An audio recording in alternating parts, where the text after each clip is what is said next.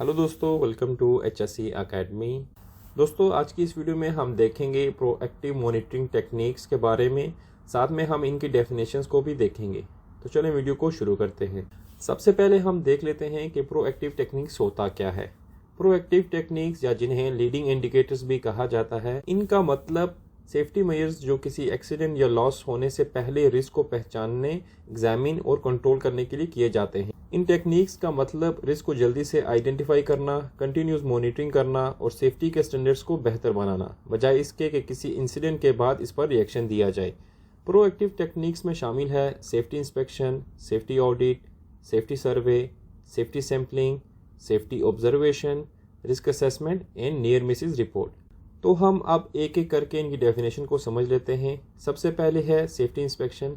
Safety inspection एक organised method है जिसमें वर्क प्लेस, वर्क इक्विपमेंट और वर्क मेथड की इंस्पेक्शन की जाती है ताकि रिस्क को पॉइंट आउट किया जा सके और ये यकीनी बनाया जा सके कि सेफ्टी रूल्स पर अमल हो रहा है। जैसे मिसाल के तौर पर किसी कंस्ट्रक्शन साइट पर यह चेक करना कि फायर एक्सटिंग्विशर सही तरीके से काम कर रहे हैं, वर्कर्स PPE यानी सेफ्टी हेलमेट, ग्लव्स या जूते पहन रहे हैं, मशीनों के सेफ्टी गार्ड सही तरीके से लगे हुए हैं। यह सब कुछ एक्सीडेंट से बचने और एक सेफ वर्किंग एनवायरनमेंट बनाने के लिए किया जाता है।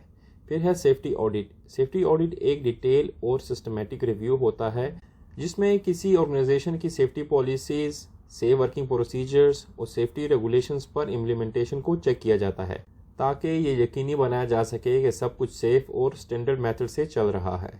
जैसे मिसाल के तौर पर किसी कंपनी के HSC मैनेजमेंट सिस्टम का जायज़ा लेना ताकि ये देखा जा सके कि वो ISO 45001 जैसे इंटरनेशनल सेफ्टी स्टैंडर्ड पर पूरा उतरती है या नहीं। ये ऑडिट वीकनेसेस को पॉइंट आउट और इम्प्रूवमेंट मेजर्स के लिए किया जाता है ताकि वर्क प्लेस को मज़ीद सेफ बनाया जा सके। फिर है सेफ्टी सर्वे। तो सेफ्टी सर्वे एक वास्ट रिव्यू होता है जिसमें वर्क प्लेस की safety, employees feedback, working condition और सेफ्टी प्रोग्राम्स की इफेक्टिवनेस का एनालिसिस किया जाता है। इसका मकसद ये जानना होता है कि सेफ्टी के रेगुलेशंस पर कितना इम्प्लीमेंटेशन हो रहा है और कहां पर इम्प्रूवमेंट की ज़रूरत है। जैसे मिसाल के तौर पर वर्कर्स के लिए क्वेश्चनरीज तैयार करना ताकि ये पता चल सके कि उस सेफ्टी के जो रूल्स एंड रेगुलेशंस हैं इनसे कितने वाकिफ़ हैं और इनका बिहेवियर सेफ्टी के बारे में कैसा है। ये सर्वे प्रॉब्लम्स को समझने और सेफ्टी कल्चर्स को बेहतर बनाने के लिए किया जाता है। फिर है सेफ्टी सैम्पलिंग। सेफ्टी सैम्पलिंग एक ऐसा तरीका होता है जिसमें वर्किंग कंडीशंस, वर्कर्स बिहेवियर और रेगुलेशंस पर इम्प्लीमेंटेशन का जायज़ा लेने के लिए कुछ स्पेसिफिक पर्सन या प्लेसेस को चूज करके इनका इंस्पेक्शन किया जाता है। सेफ्टी सैम्पलिंग का मकसद ये जानना होता है कि सेफ्टी के रूल्स एंड रेगुलेशंस पर कितना अमल हो रहा है। जैसे मिसाल के तौर पर किसी कंस्ट्रक्शन साइट पर कोइंसिडेंटली 10% वर्कर्स को चेक करना कि आया वो PPE जैसे हेलमेट, ग्लव्स या जूते सही तरीके से पहन रहे हैं या नहीं। ये तरीके सेफ्टी स्टैंडर्ड को एग्जामिन और इम्प्रूव करने में मदद देते हैं। फिर है सेफ्टी ऑब्जर्वेशन। सेफ्टी ऑब्जर्वेशन एक सिस्टमेटिक मेथड होता है जिसमें वर्क प्लेस, वर्किंग प्रैक्टिसेस और वर्कर्स के बिहेवियर को ऑब्जर्व किया जाता है ताकि पोटेंशियल रिस्क, अनसेफ एक्ट और सेफ्टी रूल्स पर अमल करने को पॉइंट आउट किया जा सके। ये एक प्रिकॉशनरी मेजर्स होता है जो एक्सीडेंट होने से पहले ही रिस्क को पहचानने और रोकने में मदद देता है। जैसे मिसाल के तौर पर किसी कंस्ट्रक्शन साइट पर एक सेफ्टी ऑफिसर ये चेक करने के लिए ऑब्जर्वेशन करता है कि वर्कर ऊंचाई पर काम करते वक्त फॉल प्रोटेक्शन यानी कि सेफ्टी बेल्ट या सेफ्टी हार्नेस सही तरीके से इस्तेमाल कर रहे हैं या नहीं। ये प्रोसेस इंसिडेंट से बचाव और सेफ वर्किंग कंडीशन को यकीनी बनाने के लिए ज़रूरी होता है। फिर है रिस्क असेसमेंट।